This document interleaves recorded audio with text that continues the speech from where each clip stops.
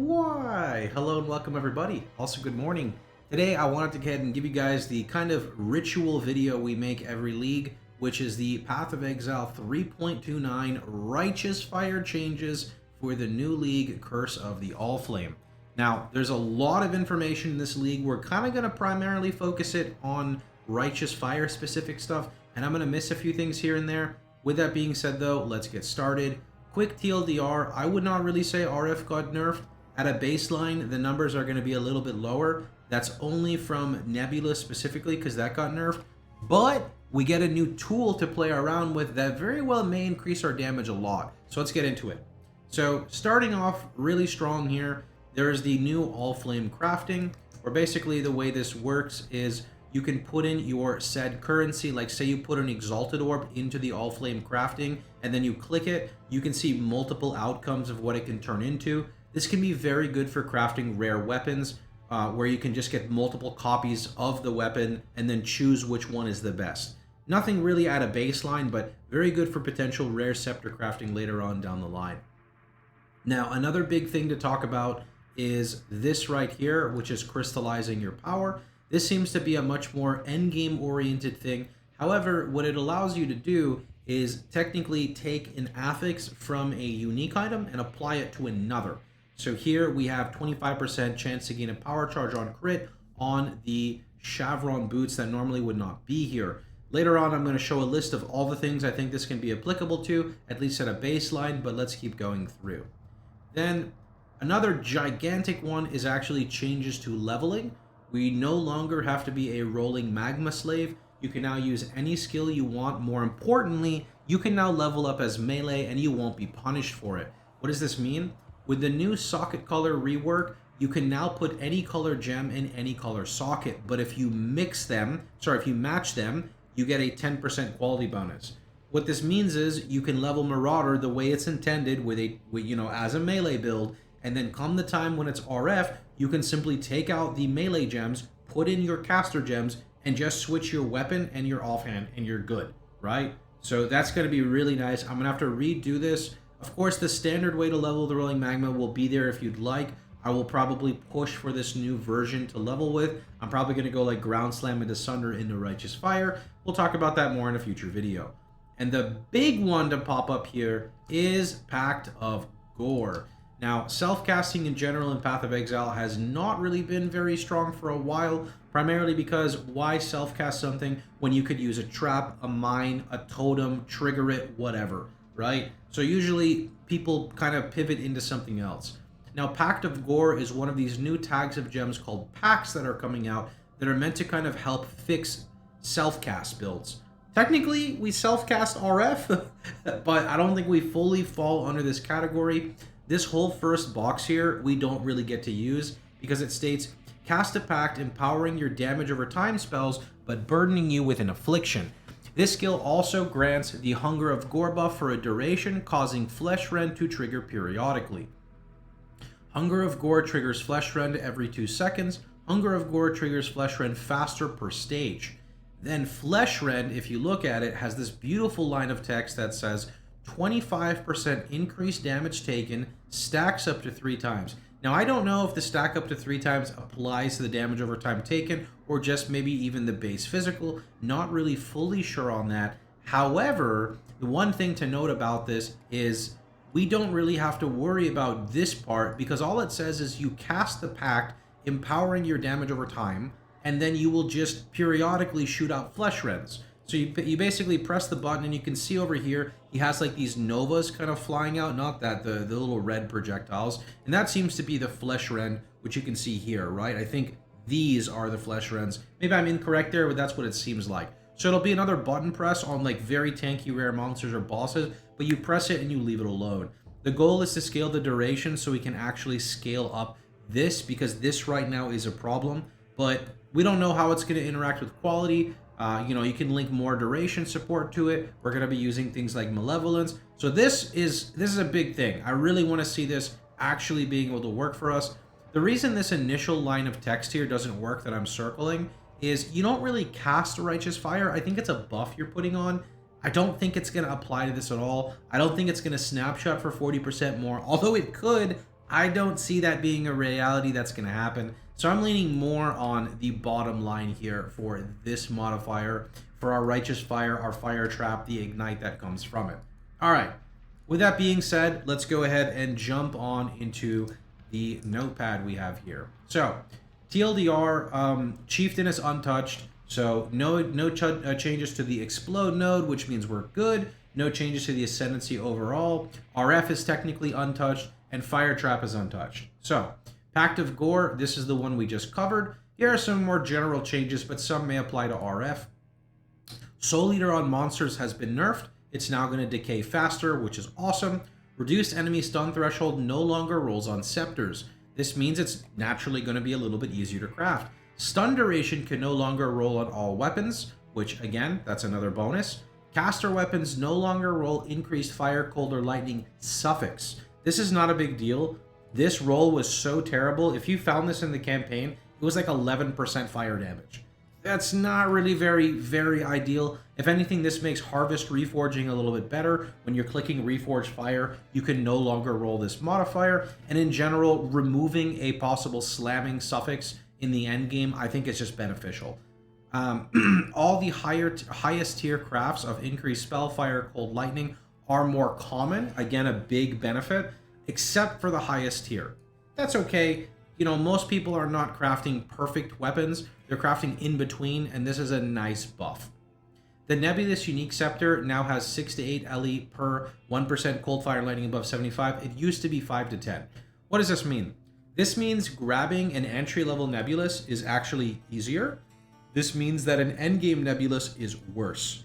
However, crafting a better scepter is easier now, which means even though this is a nerf, I don't think it's really that big of a nerf because we have the ability to craft better weapons now. Or not better weapons, but we can easily, much easier craft a weapon, right? Foulborn Wrathpith, for the guys who played the Lifestack version, this got nerfed a lot.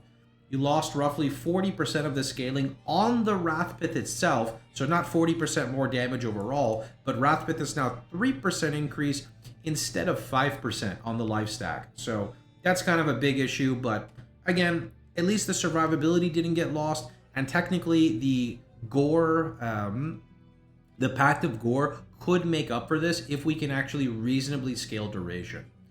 Penance Mark, for the boys who play the Penance Mark version, I do in SSF, it got nerfed. Thankfully though, all that happened is it spawns 2 Phantasms instead of 3, and since they had that Hinekora change last league where they doubled the chance of Hinekora, this should hopefully feel okay with the double proc chance, but we'll see. I still think Penance Mark is the way to play in SSF. Scrying. For people who remember running the same map 300 times and never finding the Nameless Seer, this is no longer a thing. It's now a currency, so you can buy it off other players in trade. Namahu Sign. Namahu Sign is a very low-level ring. It's not really that good, per se. But one nice thing about it now is it comes with a bonus of 400 to 600 armor, which can actually make you pretty tanky in the campaign, I'm not going to lie. It does come with, you know, a little bit of strength. It gives you a little bit of damage for your fire trap, which is not bad. These don't really matter, but getting an extra 600 armor in Act 2 is pretty good. So that's definitely a nice one. Probably doesn't compete with Pyre, which gives you the crazy burning damage, or even, I'm failing to draw the Kikizuru, there we go, which is the 3 life regen per level. But definitely the armor, I think, is pretty nice on this. There's 2 new Bloodline classes, which we don't know anything about. So maybe something there, but probably not, but always excited. New gem changes. They basically buffed all fire skills in the game, except for RF, Fire Trap, and Scorching Ray. So if you would like to try to use some of them, you can. Unfortunately, they're all bad for RF. The main reason why is what most of these skills got is, if you look here, the damage effectiveness went from 370 to 480%, which is a significant amount, but this is for flat damage. And with RF, we have multipliers, not flat damage. These don't really work well. This is why, unfortunately, the main single target skills we can use for RF are Fire Trap, right? Scorching Ray, Searing Bond of Detonation, things like that. And that's because they're burning and they're not ignite. And there's very few burning skills in the game. So even though we have these juicy numbers, like 520% effectiveness on Firestorm of Meteors, it doesn't really do anything for us. So really sad that that's the reality of what we're in. But maybe the Ghorr Pact fixes everything. So we'll see. All right, a little bit further. Synthesis implicits are deleted from the game. They no longer exist. Now we have more juiced up corruptions. So you can get 2% max fire res on shields and boots. I'm going to see people corrupting Rise of the Phoenix for an extra 2 max fire res. This could be a thing for sure.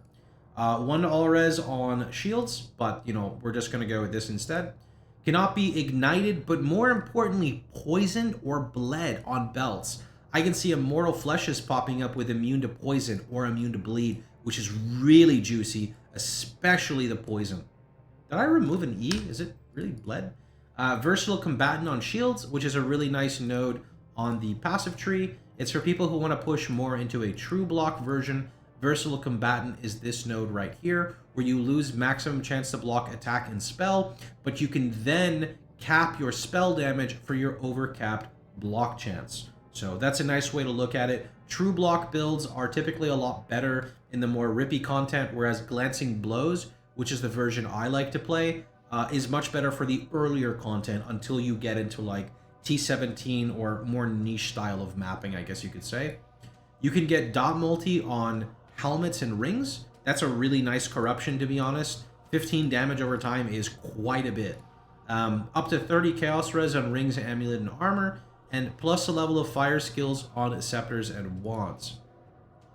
Now, the last thing to talk about before the video is done is the new body armor. Not new body armors, but the new system.